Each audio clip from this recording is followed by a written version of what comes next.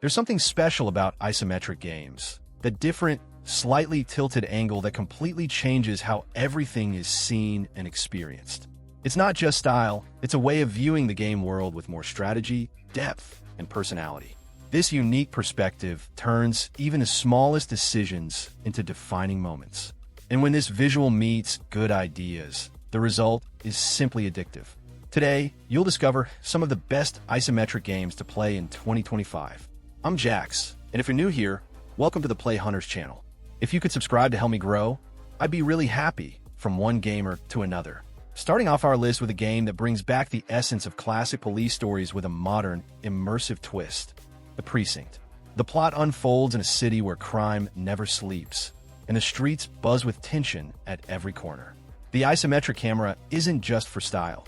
It enhances the urban setting, highlighting car chases, shootouts, and even investigative moments.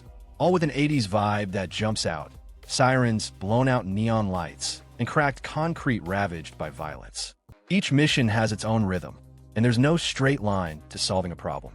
You can intervene in gang fights, chase suspects through traffic, or even try to resolve a situation through strategy. The combat is direct, tense, and, most importantly, unpredictable.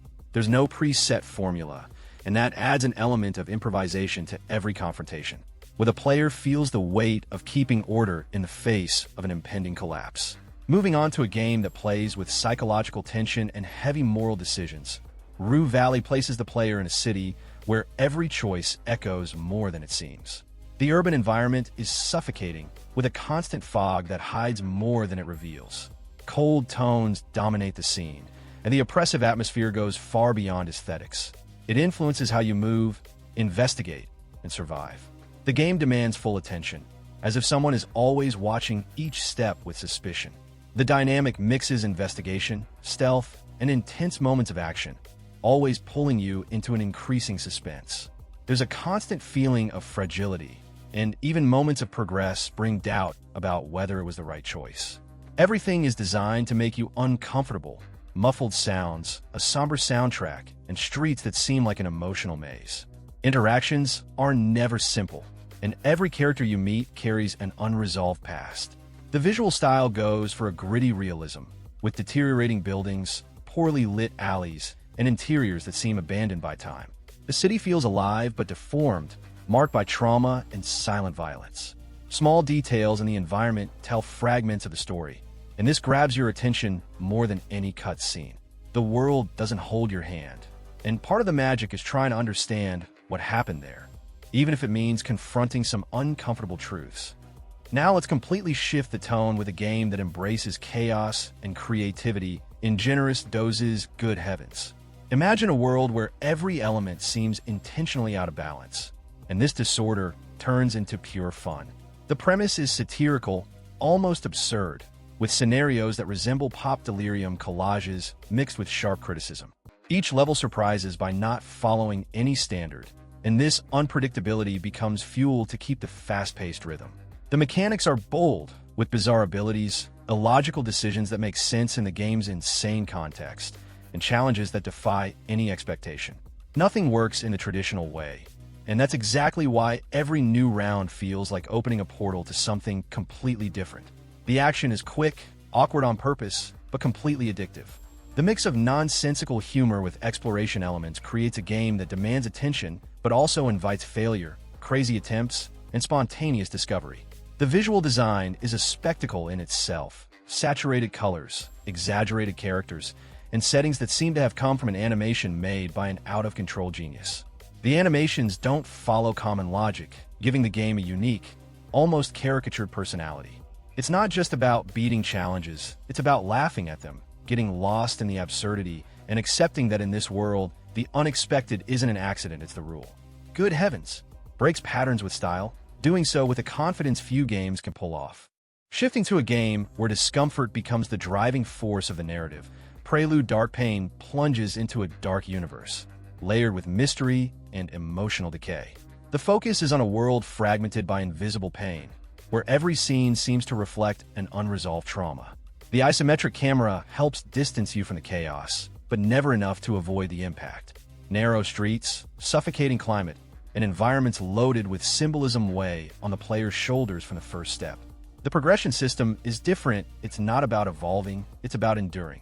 The mechanics challenge not only skill, but also perception. Combat is harsh, strategic, and merciless, requiring extreme caution. The tension is constant, and each new environment carries a different type of threat, whether physical or psychological. There's a deliberate strangeness in the controls, as if the game itself wants to reinforce the feeling of being in a place that doesn't want you there.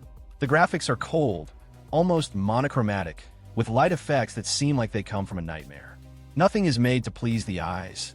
Everything is built to discomfort, provoke, and leave a mark. The sound is minimalist, with distorted noises and tracks that feel like whispers cut off in the middle. The game doesn't want to just be played, it wants to be felt in your nerves. It proposes pain as a narrative and finds beauty in making it a brutally memorable journey. Shifting to a game where discomfort becomes the driving force of the narrative, Prelude Dark Pain plunges into a dark universe, layered with mystery and emotional decay. The focus is on a world fragmented by invisible pain, where every scene seems to reflect an unresolved trauma.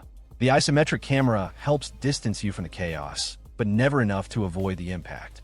Narrow streets, suffocating climate, and environments loaded with symbolism weigh on the player's shoulders from the first step. The progression system is different. It's not about evolving, it's about enduring.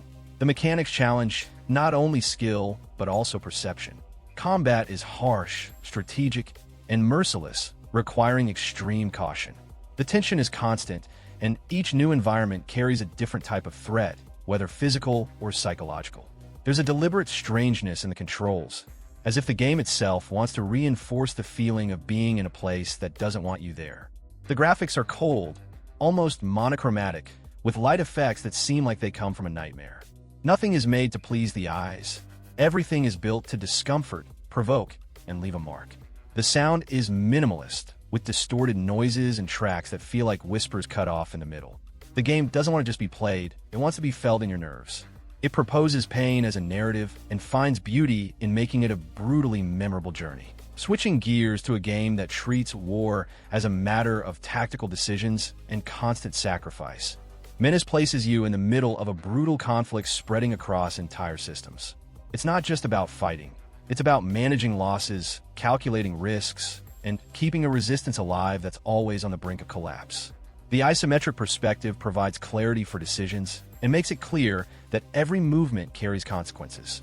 The battlefield never forgives, and every misstep exacts a price without mercy. The turn-based combat works, but nothing feels slow. Each turn is filled with tension, where positioning, cover, and specific skills make all the difference. The troops suffer, and not just physically. Soldiers break down, hesitate, and sometimes flee. You can't rely on a preset strategy. Everything depends on improvisation and reading the environment. The further you advance, the harder it becomes to keep everyone alive and functioning. The progression is always marked by losses, and this pain shapes every decision. War has taken over everything, and that's clear in the destroyed environments, the remnants of technology left behind, and the ruins of civilizations that have already lost the battle. Entire planets seem toppled, with twisted structures and a dirty palette that weighs on the eyes. Nothing is meant to comfort. Everything screams urgency and despair. Metallic sounds, distant sirens, and broken machine noises set the tone, and every mission carries a sense of last chance. MENACE doesn't pretend to control. It delivers chaos with brutal honesty. A dark western where bullets fly with curses and the desert dust hides more than just common bandits. Hard West 2 blends tactical shootouts with supernatural elements, creating a setting where the Wild West is not just wild, it's haunted. The atmosphere is heavy, the landscapes seem torn from a nightmarish wasteland, and every battle feels different. It's not enough to aim and shoot. You have to think, anticipate, and use every resource as if it were your last. The strategy revolves around quick, aggressive turns, focusing on smart movement and creative use of special abilities. Hits trigger a chain reaction, creating adrenaline-filled moments where you can take down multiple enemies in succession. The system rewards boldness but punishes arrogance, making every round a sharp mental game.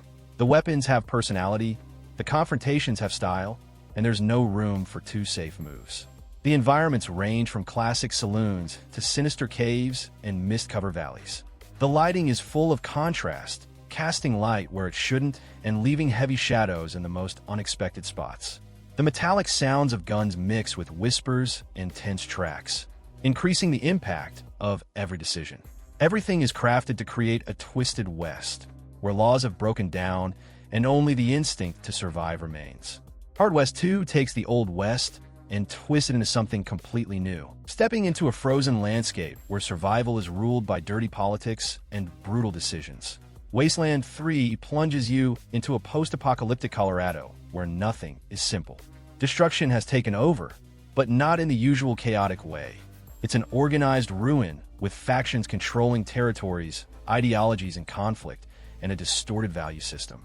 The narrative is heavy, full of moral dilemmas with no right answers, and every step leads to unexpected consequences. The combat is turn-based, but the pace is dynamic with improvised weapons, insane traps, and a variety of possible strategies. You must think about positioning, use of cover, and specific abilities for each situation. The team you lead can be customized with impressive depth, allowing for creative combinations to tackle challenges. And you can't rely on luck. Bad decisions are paid for in blood, making every encounter a test of your full attention. Snow covers everything, but it doesn't hide the ugliness of the world. The cities are disjointed pieces of civilization trying to maintain some order, with flickering lights in the ice, rusted machinery, and broken billboards pointing to a past that's long gone. The art direction plays with stark contrast between cold and fire, order and despair. Distant gunfire and radios crackling complete the immersion in a world that survived the end but carries visible scars. Wasteland 3 turns ruin into a stage for decisions no one wants to make. If tension and strategy have dominated until now, it's time to literally descend into chaos. Hades doesn't ask for permission. It starts with an accelerated rhythm, stylish brawling, and a progression system that changes with every attempt. The premise is clear: escape the underworld, but not through sheer brute force alone. The real twist is in a non-stop flow of agile combat, quick choices, and a narrative that builds in layers, one failed escape at a time. The combat is frantic and highly responsive, with weapons that completely change your approach and blessings that turn each run into something new. Nothing repeats the same way. Reflexes matter, but understanding patterns and unlocking abilities makes all the difference. Death doesn't represent failure. It's part of the cycle, the learning process, and building relationships with powerful and often dangerous figures. The game doesn't wait. It just moves forward, demanding the same from the player. The underworld is portrayed with infernal beauty. Each region has its own identity, full of details, vibrant colors, and settings that shift between majestic and grotesque. The characters have a strong presence, with deep voices and animations that highlight intense personalities. The soundtrack explodes with guitars in battle and recedes with melancholic tones through the corridors of perdition. Hades doesn't ask you to survive. It dares you to challenge the impossible with style and persistence. Time to dive into a game that turns death into routine and the world into a melancholic puzzle death's door. The premise is simple on the surface: collect souls and fulfill duties, but nothing unfolds without resistance. The journey passes through forgotten ruins, bizarre fortresses, and fields faded by time, each corner carrying silence and emotional weight. Everything seems to have been beautiful once, but now lives as a distant echo, waiting to be unearthed by force. The combat is direct, no exaggeration, but with precision and fluidity that capture you from the start. Each enemy represents a small challenge, and the bosses test everything you've learned up to that point. Abilities are acquired with effort, and their use changes how you explore the world, opening previously inaccessible paths. There's no rush, no obvious clues. You have to observe, risk, and accept that progress always demands something in return. Everything has weight, even the simplest things. The landscapes alternate between poetic and somber, with colors seemingly chosen to highlight the solitude of each place. The buildings are symbolic, like pieces of a broken past scattered across a map that tells its story without words. The soundtrack is subtle, but when it enters, it sends chills. Soft notes preparing for intense battles and melancholic melodies emerging when everything seems in ruins. Death's Door touches on what's hidden beneath the surface: loss, persistence, and a strange sense of duty. Switch the vast landscapes and destroyed worlds for an out-of-control train headed to the unknown. Hell Express accelerates without brakes on rails that cut through distorted, infernal realities. The idea is insane from the start. Survive inside a possessed transport, facing threats invading the cars, internal sabotage, and forces that defy logic. Each session inside this train is a test of mental and physical endurance, with urgent decisions and rising tension at every station passed. The gameplay mixes management with real-time action, where each car becomes a microcosm of problems and opportunities. You have to keep the systems running, protect passengers, or face creatures invading the train without warning. Choices impact the progress of the journey, and any mistake could be fatal. The feeling is of constant urgency. There's no total control, only trying to keep the chaos within a functional line. Each journey is unpredictable, and it doesn't always reach its end. The setting doesn't settle for a simple infernal theme. It turns the train into something alive, mutant, with corridors that deform, pulsating walls, and windows showing the impossible.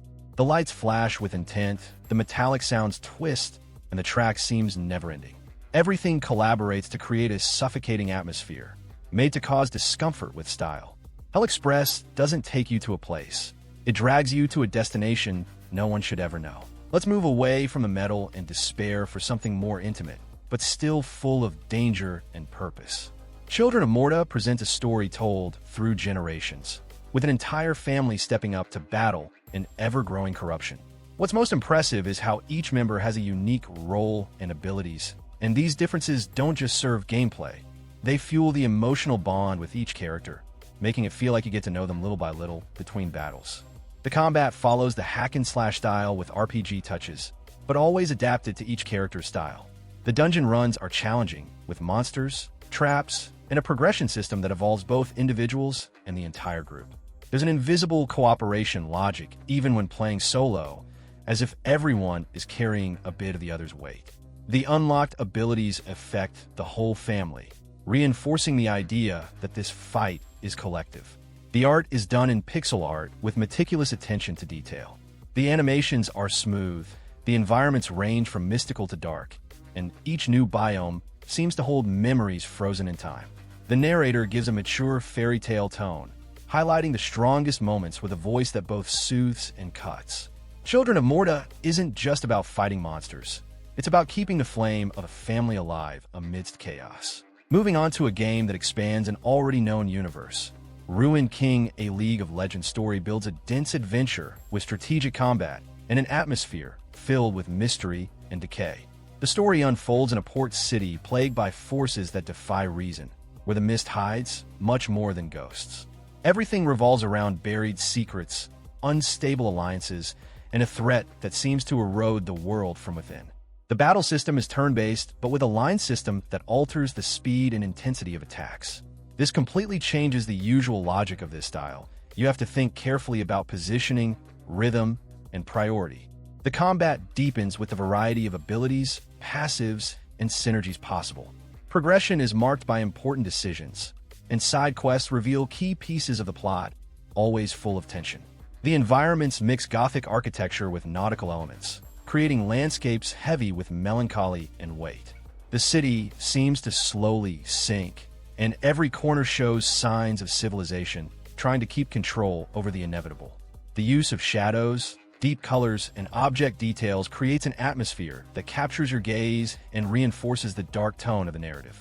Sounds of the sea, creaking wood, and distant voices complete the feeling of being surrounded by something much larger than any visible threat. Now, the scene changes to a world that is already broken, but still pulses with remnants of hope buried in the mud. Survive the Fall is about adaptation in a brutal environment, where every resource counts, every shelter is temporary, and every encounter with other survivors could change everything. There's no glamour in collapse, only difficulty, improvisation, and the constant feeling that something is about to go wrong. The atmosphere is tense, days are short, and the nights are dangerously real. The focus is on real-time survival, with decisions that directly affect the physical and psychological state of the characters. Building, exploring, defending, and negotiating are part of the daily rhythm, always with calculated risks and unpredictable possibilities. The environment reacts dynamically, with climate changes and random events that challenge stability. Nothing stays the same for long, and keeping a small group alive demands more than luck. It demands constant attention to detail. The destruction is palpable in every ruin visited, with rubble, broken buildings, and signs that the world once had order. Nature begins to take what's left, creating landscapes that are both beautiful and threatening. The silence weighs heavy, broken by strong winds, creaking structures, and sounds that indicate non-human presence nearby. Survive the Fall doesn't idealize the apocalypse. It treats it as it really would be: ugly, exhausting, and desperately real. If the city breathes, here it suffocates. The Ascent is a dive into a mega-urban complex controlled by corporations, where neon is not just aesthetic, it's noise, pollution, and visual domination. Everything works like a dirty, noisy cog, and living in this world means surviving amid the wreckage of a failed system. When everything falls apart, the only choice is to grab a weapon and try to make it out alive through overlit alleys and broken promises. The gameplay blends isometric action with intense shooting, tactical cover, and special abilities that change the combat in real time. The movement is heavy, each weapon has real impact, and the rhythm of battle requires quick decisions. You can play solo or share the chaos with others, which turns the confrontations into a real ballet of destruction. Weapons, armor, and implants change the gameplay style clearly, offering customization without excess. The environments are a visual overdose of metal, concrete, and propaganda, with vertical levels that seem endless. Shops, illegal markets, industrial zones, everything interconnected in a maze of corridors and platforms with lights that never go out. Mechanical sounds, automated voices, and the constant hum of the streets create a suffocating sense of urban density. The Ascent doesn't show the future. It places you in the middle of it and asks, will you adapt or become just another body lying in the wet ground? Let's move into a world that hides more than it shows, where everything feels familiar, but every detail reveals something unexpected. Tunic begins with simplicity, but quickly turns into an enigmatic journey full of secrets, mysteries, and indecipherable symbols. The charm lies in this constant sense of discovery. Nothing is handed to you, and true progress comes from observing, testing, and connecting dots that didn't seem important at first. The action recalls classic genre games, with agile combat, strategic roles, and the use of items that require attention to timing. But what really stands out is the exploration. There are hidden passages in every corner, disguised shortcuts, and mechanics that only make sense after much time. The game's manual, presented in an invented language, becomes a central piece, part guide, part puzzle. Each new page found changes how you see the world and its rules. The setting is enchanting, with an aesthetic that blends simplicity and sophistication. Smooth textures, vibrant colors, and environments built with careful symmetry create a sense of a modern fairy tale. The areas connect like a three-dimensional puzzle, revealing paths that were always there, but out of reach for the inattentive eye. The soundtrack is subtle and atmospheric, reinforcing the feeling of always being on the verge of discovering something important. Tunic is about looking again and seeing with different eyes. Switch weapons for words and prepare to face the most dangerous chaos, the one within your own mind. Disco Elysium is an RPG that abandons physical battles to dive into internal debates, ambiguous moral choices, and an investigation that doubles back on itself. The setting is a city broken by ideologies, vices, and social ruins, where each conversation can reveal more than any forced interrogation. Nothing is as it seems, not even who you are within this story. Everything revolves around complex dialogues, full of nuances, sharp humor, and political weight. The abilities aren't limited to strength or agility attributes. They're internal voices that argue amongst themselves, influence decisions, and often clash. The game treats thought as a tool for action, and every response shapes the direction of events. There's no right path, only consequences that accumulate like layers of dust in a place that has seen it all. The environment mixes decay with unexpected beauty. The buildings are falling apart, but they hold forgotten paintings. The streets are empty, but they echo memories of revolutions. The palette is muted, full of dull tones and scribbled lines that match the instability of the world depicted. The soundtrack enters softly, as if it doesn't want to interrupt your thoughts, and reinforces the melancholic tone of the narrative. Disco Elysium isn't played by instinct. It demands reflection, doubt, and the courage to face the questions no one wants to ask. Get ready for a divine-scale battle where 33 souls are thrown into the war zone at once, each with the same desperate goal: defy fate. 33 Immortals takes cooperative chaos to a new level, blending intense isometric action with hordes of enemies and colossal bosses. The concept is aggressive from the start. There's no time to organize calmly. It's fight, revive allies, and try to survive amidst a sea of effects and battle cries. The dynamic centers on multiplayer sessions where everyone plays a role, even without direct communication. The battles are explosive, fast, and require constant movement and smart use of unique abilities. Each character has variations that influence their fighting style, and learning how to read the chaos is key to progression. Death is part of the cycle, and every fall could be the spark for a comeback if allies act quickly. The adrenaline never drops, even in moments of supposed calm. The environments blend the celestial with the brutal floating structures, shattered temples, and golden passages stained by battle. The game doesn't skimp on details. Everything pulses as if on the verge of explosion. The intense lighting, exaggerated glows, and the sheer number of elements on screen create an almost suffocating, yet hypnotic feeling. 33 Immortals bets on controlled exaggeration and turns the impossible into a playable spectacle. Of all tactical games, few manage to deliver as much with such freedom. Divinity Original Sin 2 puts an entire world on the table, ready to be broken, questioned, and rebuilt with decisions that don't follow formulas. Nothing is set, nothing is guaranteed. Every word, every action, every spell cast can open doors or ruin everything. The freedom is not aesthetic, it's mechanical, it's emotional. A universe where every rule can be bent, as long as you have the courage to try. The turn-based structure goes beyond expectations. The environment becomes a weapon, a trap, protection. Pour water on the floor, conduct electricity, spread fire. Everything interacts, everything responds. And the battles, even the simplest ones, require tactical thinking from those who already know that positioning is more valuable than strength. Assembling the group is an exercise in imagination because each member carries a story, a burden, a unique way of resolving conflicts. And that changes everything, always. The places you visit are rich in detail and narrative tension. Ruins whisper about ancient wars. Cities simmer with contained conflict. Forests hide secrets that might be better left untouched. Each environment serves the plot, reinforcing heavy themes with uncomfortable beauty. The soundtrack carries tough decisions with tight strings and mournful melodies. Original Sin 2 doesn't invite you on a journey.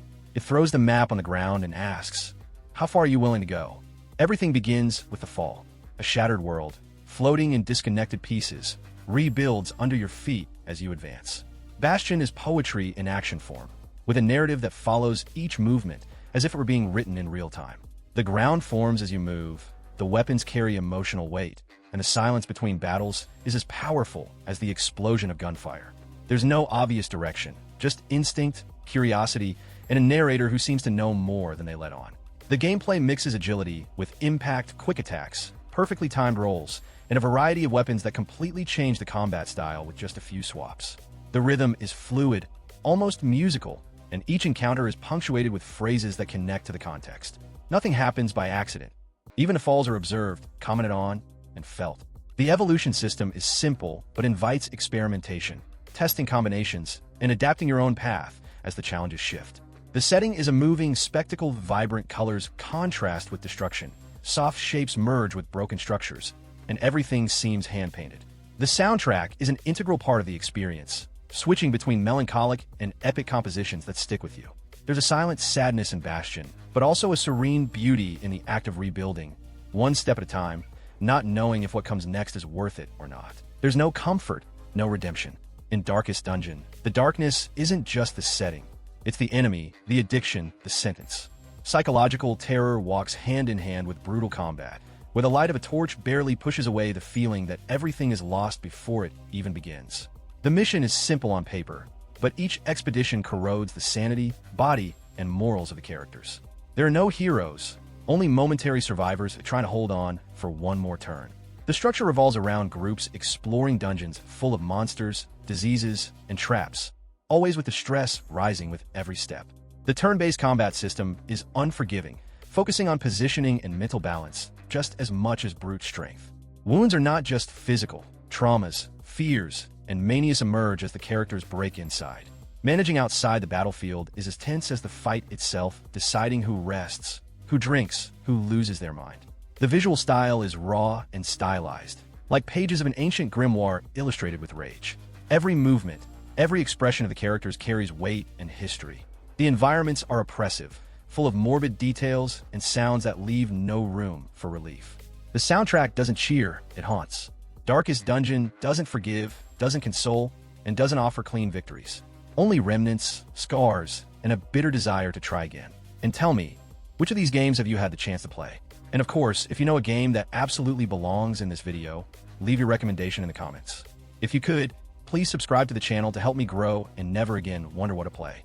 I'm leaving a video on the card with the best pixel art RPGs from the last few years, and I'm sure they'll keep you hooked for weeks. Just click to watch. A big hug, enjoy the game, and see you tomorrow.